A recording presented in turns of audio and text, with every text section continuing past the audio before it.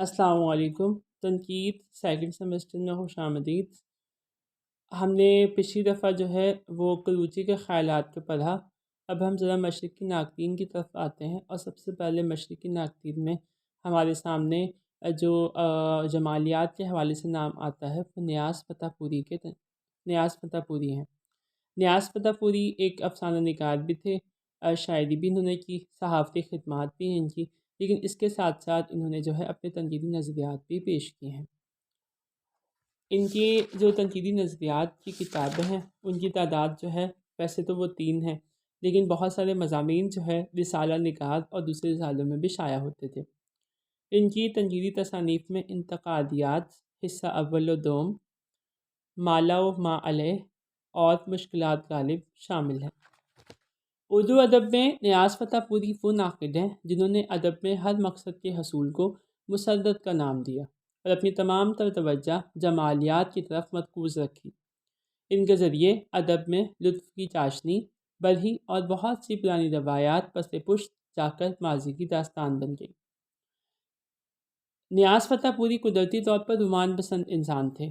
ان کے نزدیک حسین کلام وہ ہے جس میں سرور پیدا کرنے کی صلاحیت ہو۔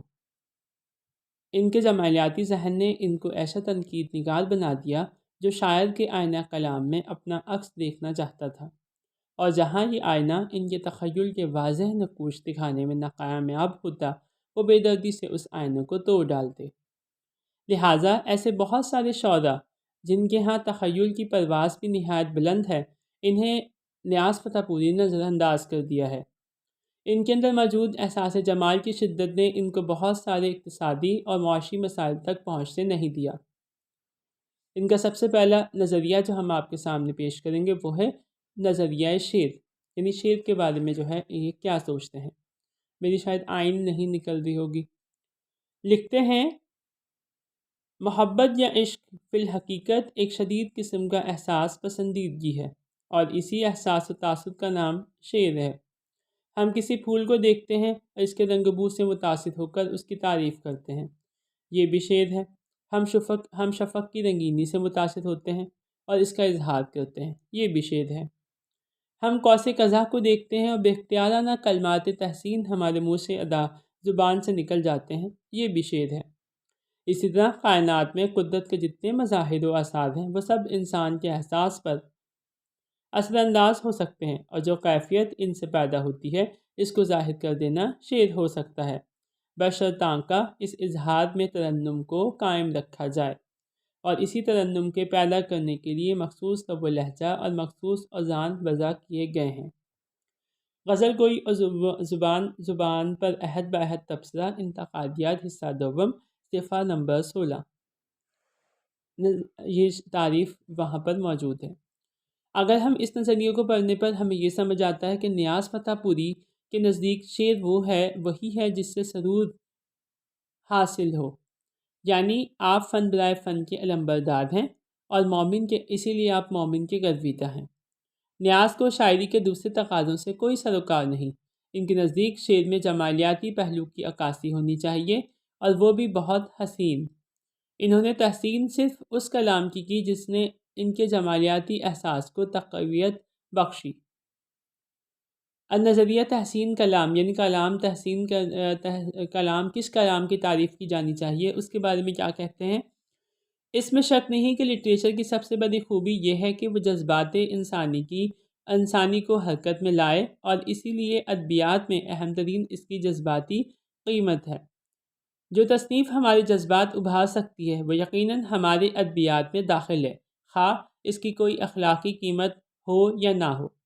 لیکن نیاز فتح پوری کے اس نظریے میں تضاد پایا جاتا ہے، کیونکہ اپنے اسی مضمون میں آگے جا کر جو ہے ادبیات اصول نقد ہے، پھر فنون لطیفہ اور ادب ہے، اس میں جو ہے آپ اخلاق کی بات بھی کرتے ہیں اور اخلاق پر بھی زور دیتے ہیں، اور معاشرتی کہیں معاشرے کو بھی دکھانا چاہتے ہیں۔ تو لہٰذا یہاں پر تھوڑا سا جو ہے ان کے ہاں تضاد پایا جاتا ہے، لیکن پھر بھی ان کے اصول جو ہیں بہت واضح ہیں اور ان کی عملی تنقید میں بھی باقاعدہ طور پر دیکھے جا سکتے ہیں۔ شاعری کے بارے میں ان کا خیال ہے، جس طرح ایک نقاش کا کمال یہ ہے کہ وہ خطوط کے امتزاج کو اصل منظر خطوط کے امتزاج سے اصل منظر آپ کے سامنے لے آوے۔ اسی طرح ایک شاعر کا کمال یہ ہے کہ جو تاثرات اس کے دل میں پیدا ہوتے ہیں ان کو ایسی الفاظ و انداز سے ظاہر کرے کہ دوسرا بھی وہی کیفیت اپنے اندر محسوس کرنے لگے۔ انہوں نے ادب کے مختلف پہلوؤں کو پہچانا، اپنی دورست نگاہوں سے شعر اور آرٹ پر تنقید کی، جس میں گہرائی قاری کے ذہن پر اپنا اثر مرتب کرتی ہے۔ لہٰذا انہوں نے اپنی تنقید میں قاری کو بھی اپنے فن کا کرویدہ بنا لیا۔ آپ کے نزدیک کلام میں 4 چیزیں کا موجود ہونا ضروری ہے۔ وہ 4 چیزیں کیا ہیں؟ پہلا ہے موسیقی، نغمہ، جذبات کی فراوانی اور خیالات۔ نیاز فتح پوری ایسی تشبیہات استعارات کو بھی نہیں مانتے جو ذہن کو متاثر تو کریں لیکن شاعر نے جن کا استعمال غلط موقع و محل پر کر دیا ہو۔ ان کے نزدیک شاعر میں نظم و ضبط کا ہونا بہت ضروری ہے۔ انہوں نے انسانی جذبات و خیالات کا گہرائی سے جائزہ لیا۔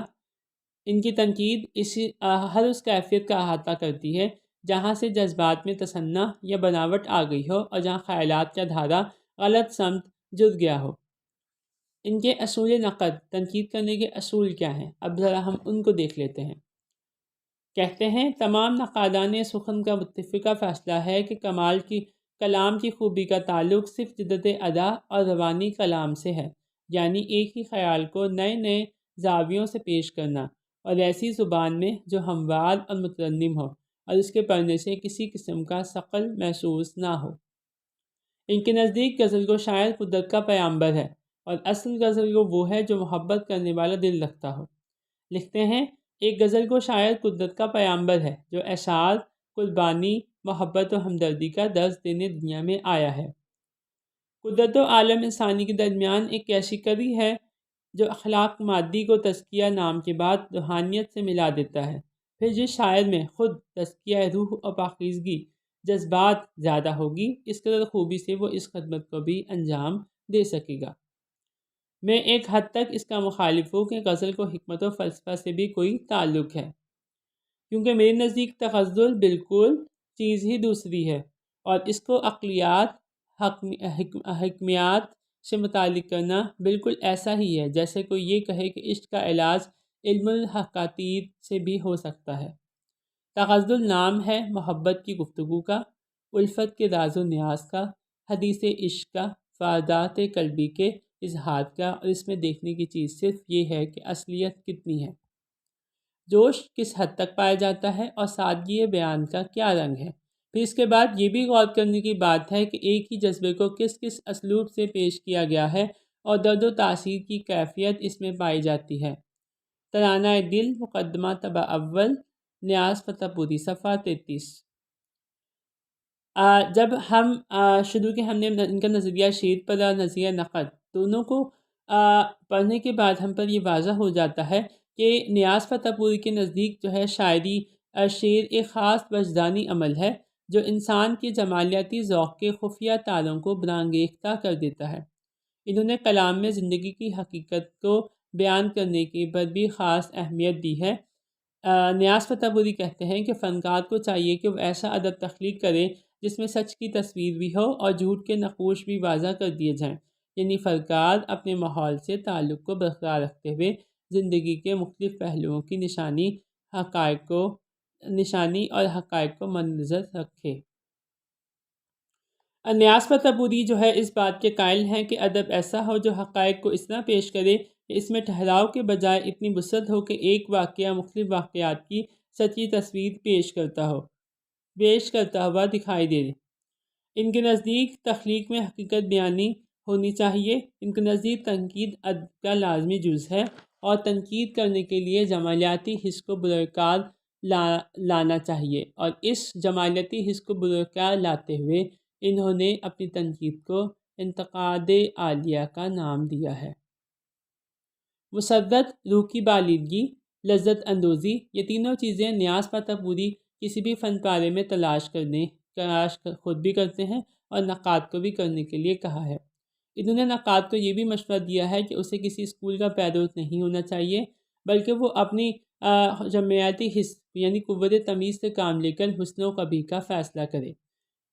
لہٰذا یہاں پر ان کے خیالات میں یہ تضاد ہے، جیسے پہلے کہا کہ ایک جگہ جو ہے وہ شعر کے بارے میں جو ہے وہ بیان کرتے ہیں، اخلاق پر زور نہیں دیتے، لیکن پھر کہیں آ کر اخلاق کی بات بھی شروع کر دیتے ہیں، اور کہیں آ کر اب انہوں نے کہا کہ کسی اسکول کا پیرو نہ ہو، لیکن خود یہ جمالیاتی دبستان سے تعلق رکھتے ہیں۔